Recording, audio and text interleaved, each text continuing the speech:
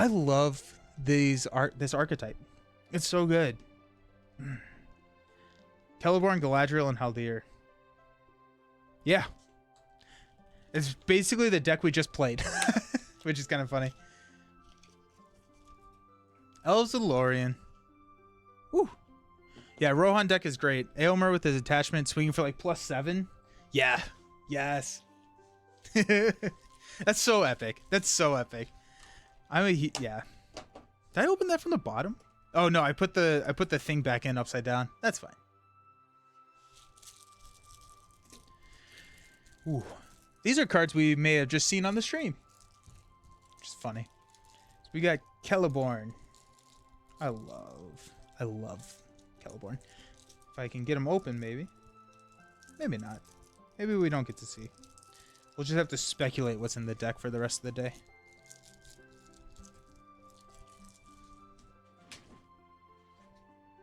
You think after opening hundreds of these, I would get better at it? There we go. Okay. Or maybe they're just all different and that's why it's so challenging.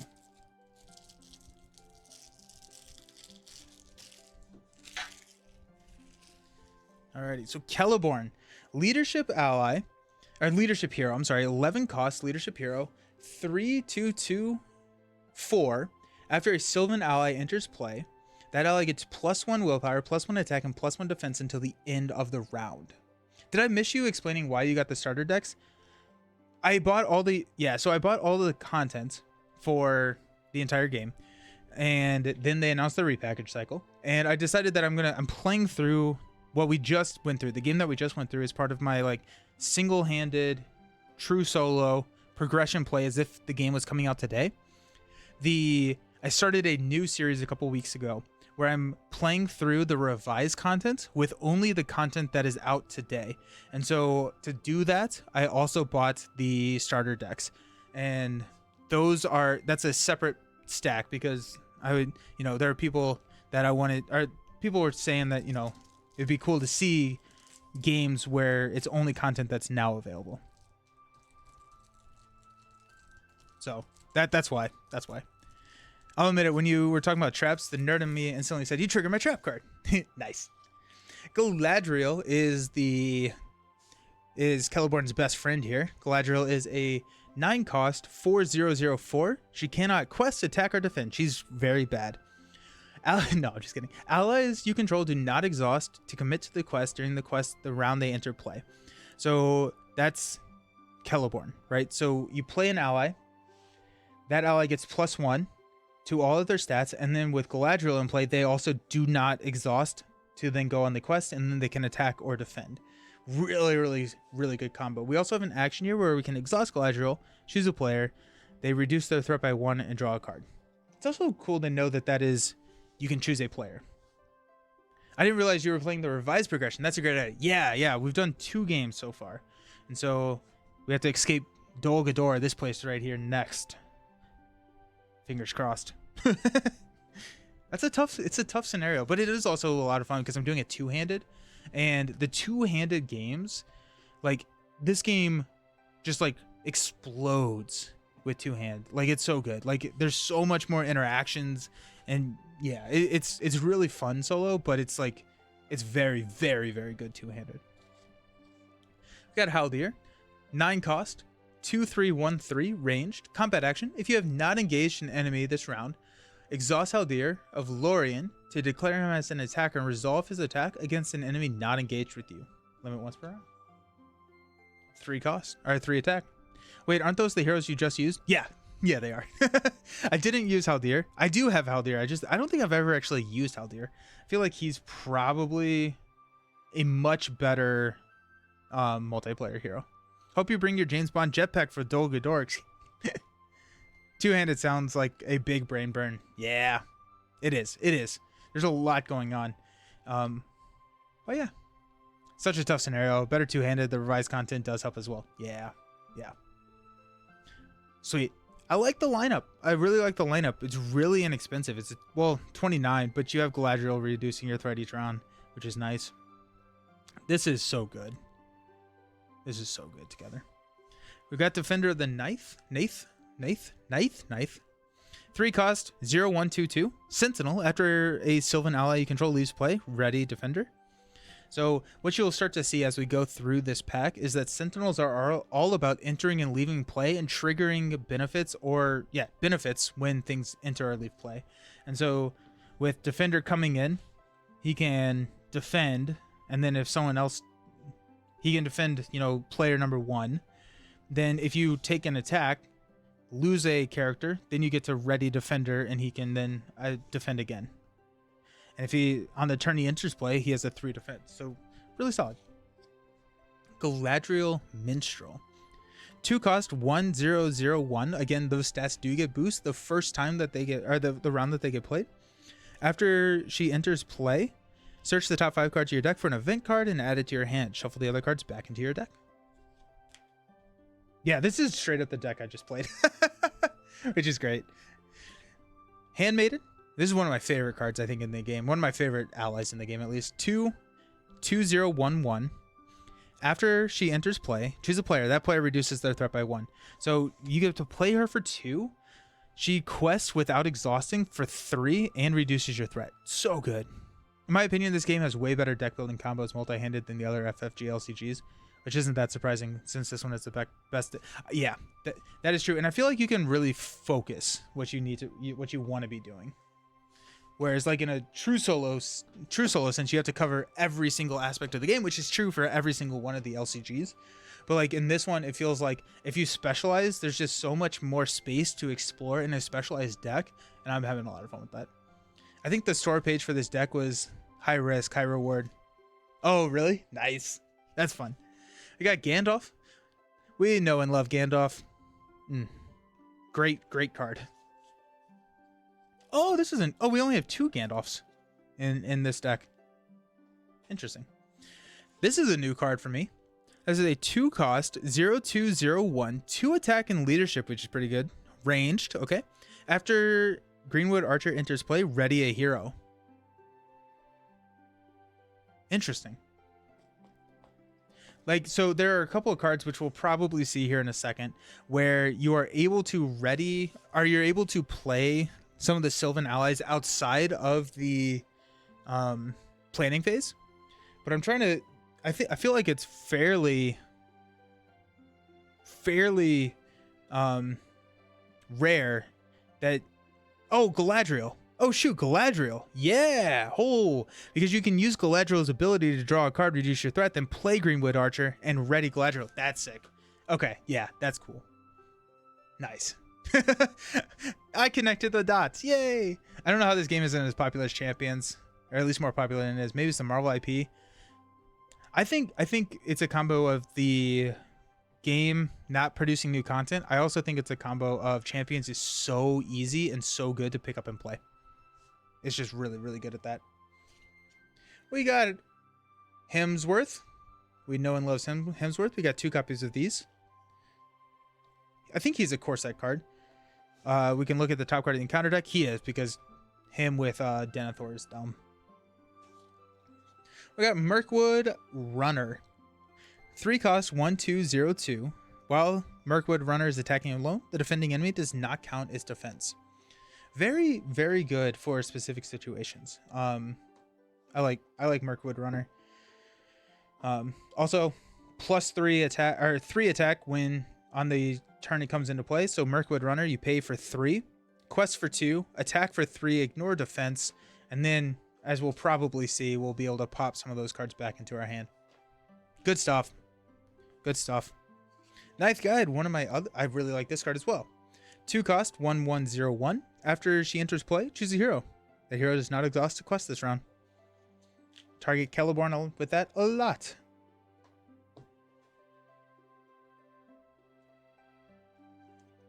Orofin. Nice. We got 2 of these. Orofin is the 3/2/2/0/2. After Orofin enters play, return a Sylvan ally from your discard pile to your hand. There you go. So be able to pop out all of these because we're going to be using a lot of these to defend attacks. So we'll pop them in, take a hit. We have a lot of allies in this deck. Holy cow. I mean, like, that's what they do, right? But it's like, this is insane. There's a lot of allies. Sylvan Refugee, 1 cost 2 which also could be a 3 on the first turn. 0/0/1. After a character leaves play, discard Sylvan Refugee. So what I like to do with Sylvan Refugee, play Sylvan, quest for 3, throw her in front of the first attack, and then you don't have to worry about her negative benefit. You do have to worry about if there are things that are pulling allies outside or pulling allies out of play that will trigger. It's not when a character is destroyed, it's when they leave play, which can be a little bit tricky. Yeah, IP, it's been way too long since we got some good Lord of the Rings in mainstream media. Sadly, game only has partial support at this point, and like Nelson said, Champions is so accessible, way more casual play. Yeah. You can pick up a deck and play Champions, and like you can, I think if you don't know what Champions is, you can, if you have someone helping and teaching you, you can get a deck and play your first game in under an hour and a half. Whereas like here, now we have these, but like you're probably not playing your first game, learning all the rules of this game in an hour and a half. A really large portion of the player base in Champion use precons or pre-built. Yeah, exactly. And I think that's why this product is so popular. Being able to just grab a deck and play, and a good deck and play, I think was really good for the game. This game kind of looks like it has a lot going on at once. Yeah, there's so much going on. You have to manage a lot in Lord of the Rings. Yeah, MC is fight the big bad guy, and it feels easier to keep up with. Yeah, I would say for the most part. I would also say Lord of the Rings is a lot more challenging than Marvel Champions in terms of difficulty. We got the Sylvan Tracker, 3/1/1/1/3. After a Sylvan character readies during the refresh phase, heal 1 damage from that character. 2 copies of that. Got 2 copies of Lembas. Play only if you control a Noldor or Sylvan hero. Attach to a hero. Discard Lembas to ready the attached hero and heal 3 damage from it. And in case you were worried that, hey, Galadriel is not good, she is because of this card. Galadriel has a Ring of Power, Ninya. Attached to Galadriel, she gains a lore resource icon, and as a quest action, we can exhaust Ninya and Galadriel to add her willpower to a character's willpower until the end of the phase. Now, she does have a 4 willpower, which is insane. So the other nice thing about this is you can do this after the staging step. You can flip, see what your total threat is, and then use Ninya Galadriel. Or if you have enough quests, then you can exhaust Galadriel at that point to trigger her action to draw a card, reduce your threat. So this combo here, I also really like, and I don't know if this deck is going to run it, but if you have like the core set, I like to throw Unexpected Courage on Galadriel. That way we can do both for actions, because drawing a card reducing threat is really good. 4 willpower, also really good. So Ninya is great. Being able to also double up on the lore resources over here feels really, really solid. Good stuff. Good stuff. We got 3 copies of Lorien. Now this is a unique card. You can only have 1 of these, but it is kind of important for the deck. Attach to your hero. You can exhaust Lorien to lower the cost of the next Sylvan ally played this phase by 1 to a minimum of 1. I think I cheated last time. Maybe not. I don't know if I played Sylvan Refugee for free, but I may have. Oops. Wingfoot. Attached to a ranger character. So in this deck is Haldir, or... yes, it is Haldir. After the attached hero commits to a quest, name an enemy, location, or treachery. If the card is of the name type, when revealed during the quest phase, exhaust Wingfoot to ready the attached hero. What's nice here is that we can combine this with Hemsworth. Right, so Hemsworth can exhaust and see what that top card is. Then we can combo that with a Wingfoot that is attached to Haldir. We can add that 2, and then we can stand up and then have him as an attacker as well. 2 copies of Attest Will. Canceling treachery cards is good. I did ask in one of the interviews with Caleb, I told Caleb that I wanted a Test of Will for Champions, and he said we would never get it. That's how good the card is. So yeah, I think a lot of the design was actually built around a Test of Will in this game. Like, there are some treacheries in the game that are so nasty that you're kind of just expected to run a Test of Will. Being in the core set, I feel like a Test of Will is one of the cards that the game is kind of built around. We got Darren's Ruins. 0 cost, draw 2 cards, then discard a card from your hand. You're net even on cards because you draw 2 cards, discard a card, you play Darren's Ruins, so you don't gain any cards, but it's really, really, really good for cycling. Really good for cycling. Fantastic card. I would probably run 3 of those, especially with all of the no, we don't have Elven Light, but especially with all of the allies. Next up, we got Elrond's Council, another fantastic card. 0 cost. If you control a unique Noldor character, give another character +1 willpower till the end of the phase and lower your threat by 3. Incredible. So Test of Will is a staple. Yeah, Test of Will. I look to take Test of Will out of my decks. So when I'm building decks, I usually look at including 3 copies of Test of Will, 3 copies of Dwarven Tomb, 3 copies of Galadriel Greeting, and then I look to take those out if I need. So if I'm building a 50 card deck with spirits, 9 of my slots are pretty much filled, and sometimes even 3 copies of a Dwarven Tomb, because it can make the game so much easier. Saying no, Counterspell is a really good card. Hey, here we go. These are all the cards I was talking about. Let's go. Feigned Voices. Combat action. Return a Sylvan ally you control to your hand to choose an enemy engaged with player. That enemy cannot attack a player this phase. So, this is where we get really fun. We have this. Let's go ahead and read the other ones, actually. We got the Tree People. Return a Sylvan ally you control to your hand. Search the top 5 cards of your deck for a Sylvan ally. Put that ally into play. Shuffle the other cards back into your deck. You can only play 1 of these per phase.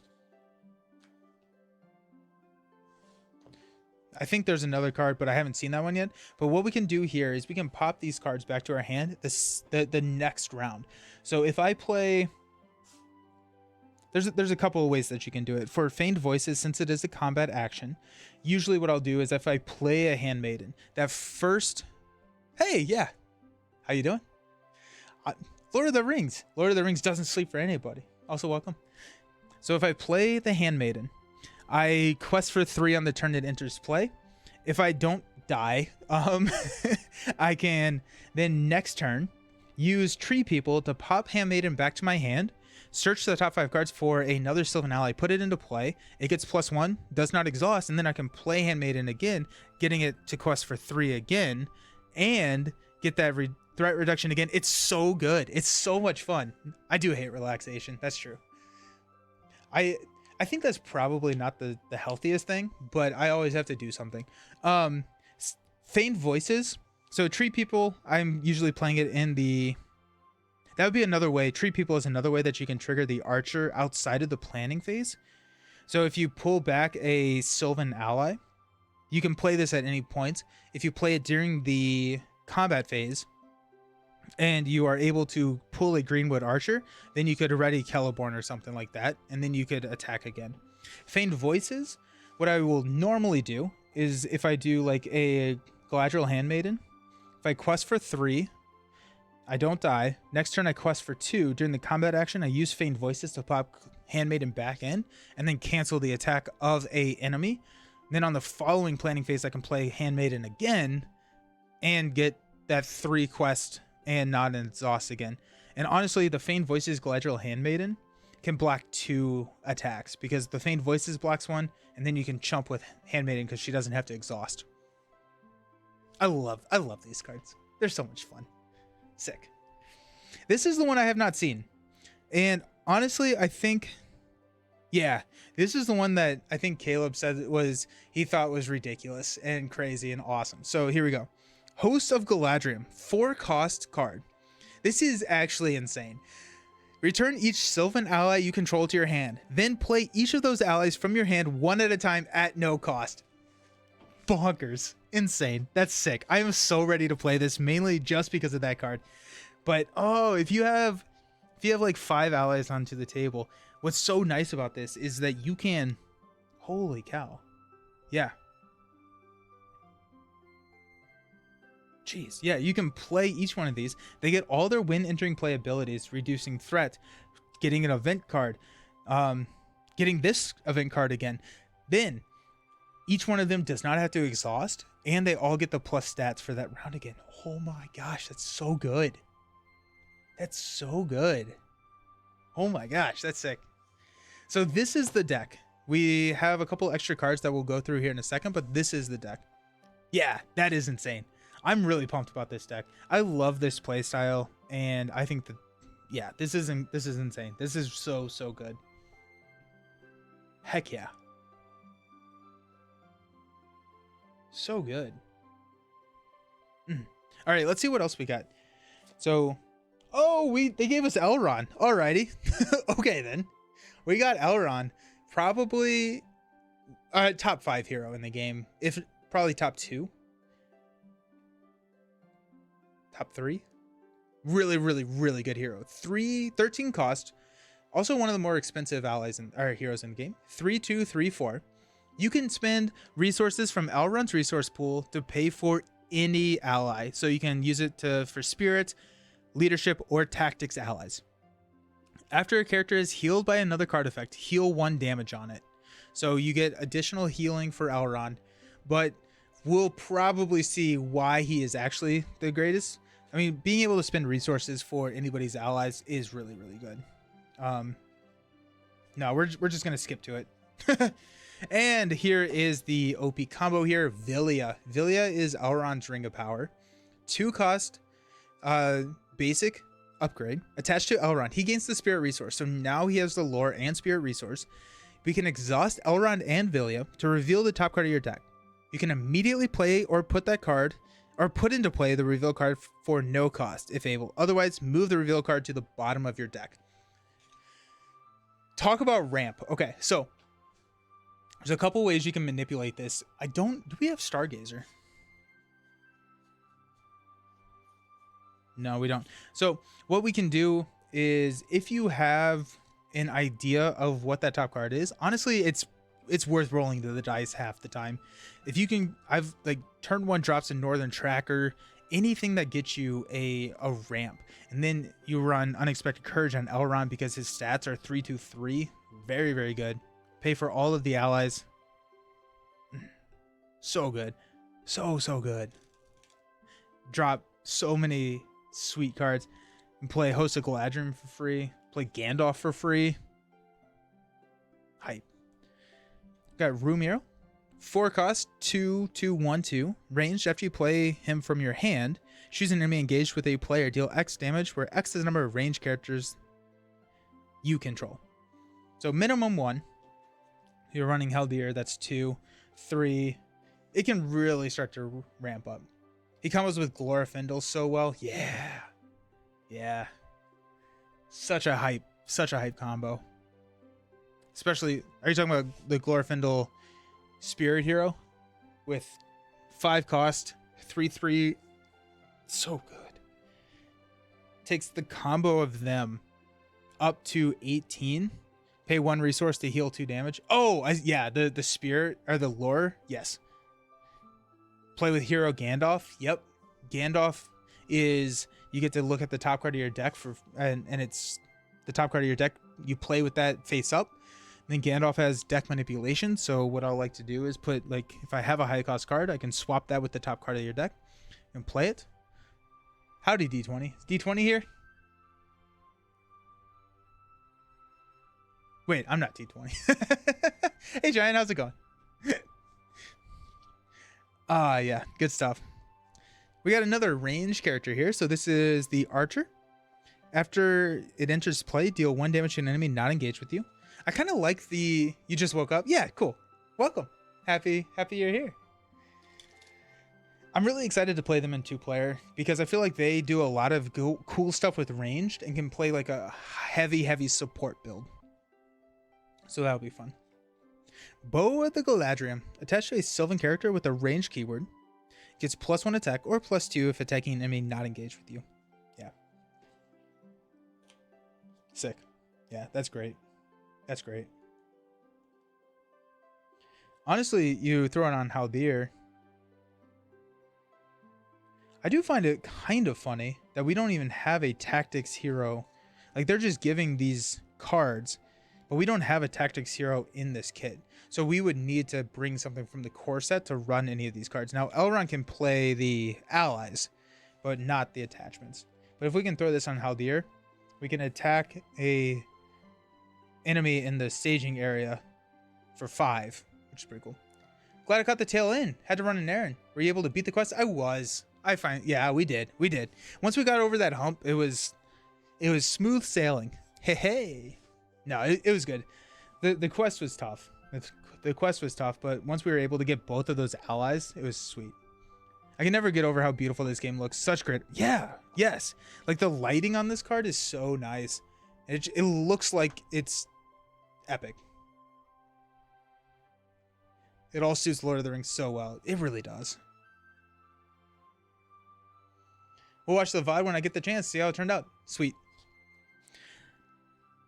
Hands upon the bow. 1 cost tactics event. Exhaust a character you control with a ranged to immediately declare it as an attacker and resolve its attack. If that's an enemy in the staging area, you get to +1 attack until the end during this attack. I think what's really important here is that this is not a it's not a combat action. You can do this in the planning phase. You can attack, take out an enemy before the quest. So heck, you could do this during staging. So you could flip a enemy. You could then hands upon the bow, take that enemy out with a ranged hero. Haldir with bow, the Galadriel, and hands upon the bow, we're getting 6 attack. Take out a enemy that just popped up, and then they don't contribute their threat to the staging. So good, yeah. The Elvish stuff looks all exactly like, yeah. Cards like that kind of tell me this game is, it really is, yeah. The character art is fantastic. It's almost like too smooth, if that's the thing. The box covers for the expansion or whatnot, I have to hang on my wall. Yeah. Elrond's Ring will put it into play. That's true. Good call. Yeah, Elrond's Ring. You can get around the play requirement on some of these tactics cards with Elrond's Ring. Yeah. Elrond and Glorfindel together with Círdan, and people rarely died. It was glorious. That's fun. We got Pursuing the Enemy. Return a Sylvan ally you control to your hand. Choose a player. Deal 1 damage to each enemy engaged with that player. I think this is the card I was looking for. So that's another one of, these. And then I think we just are with the full play set of the cards that we did not run 3x in. Just to make sure that we round out. Lorith worked with Elrond as well. Nice. Which one is Lorith? Really good stuff. I mean, yeah. This is pretty much the deck we just played, but I mean, Host of the Galadriel is such a good card. This is probably my favorite way to play this game. 7 scoops. To be fair, I'd argue Champions way more yeah, I would say so. I think Champions is a little bit, they at least have more solo love for Champions than in Lord of the Rings, though. Lorith came in Dream Chaser box. Okay, cool. So I should probably get them soon. Okay, nice. 7 scoops. To be fair, we would have lost. We lost 7 times, regardless. To be fair, a couple of those I scooped in like turn 1 because I was like, this deck does not work. Because I think there were probably 3 of those where we didn't play through an entire 2 rounds. I don't know if that's better or worse, but it is what it is. The FFG LCGs have always sort of leaned towards multiplayer. Champions tries to make solo work better for sure. For the most part, it works. Yeah, I think it works baddest. I think the worst one, honestly, is Arkham. Yeah, I'm inclined to agree with you for sure. Played Marvel Champions twice, 3 players, and went real well. The true solo experience really does shine in Marvel Champions. Yeah, it really does. I like 2-player the most on any of the games. 2-player works the best in any of the LCGs. I think true solo works best in Marvel. I think I enjoy it most in Lord of the Rings because I like the puzzle. I like trying to figure out how I can beat whatever's put in front of me. I will not play true solo Arkham. That's how much I disliked it. But I really enjoy 2-player Arkham, 2-handed Arkham. And the more I play Lord of the Rings and champions two-handed, the more I enjoy that. Now, I like single player because it's so much quicker, it's so much easier to kind of just throw on the table and play. Plus, I think that, like, half of my viewers play only true solo. So there's that too. It definitely plays better multiplayer. So it feels really good solo. Yeah. Yeah. Sweet. This was awesome. Oh my gosh, what an epic stream. Whew, nice. 7 scoops, but we did it. We got some really cool new cards. Really love this Elves of Lorien pack. Super, super awesome cards. Yes. How would you rate Earthborn Rangers solo experience? I would say, I have tried it. I would say that it's probably, I mean, like, it's very much geared towards true solo. Like, they had that in mind when they designed it, and you can tell. 2 players, the sweet spot for functionality and time commitment across them all. Yeah. We got our money. Champion spacing at solo can be a huge benefit. Yeah. Yep. Sweet. Awesome. Well, I appreciate each and every one of you. I'm going to go eat some lunch and maybe be able to film the next two-handed play. We'll see. We'll see. Cool. Money's worth for today's stream. Thanks so much. Yeah, nicer. Thank you so very much for hanging out. Appreciate y'all. And I'll see you. I'm not streaming tonight. I said that at the beginning, but I unfortunately have not been able to grab Hemlock Veil, so we're not going to be able to unbox that tonight. So I will see you all soon. Peace.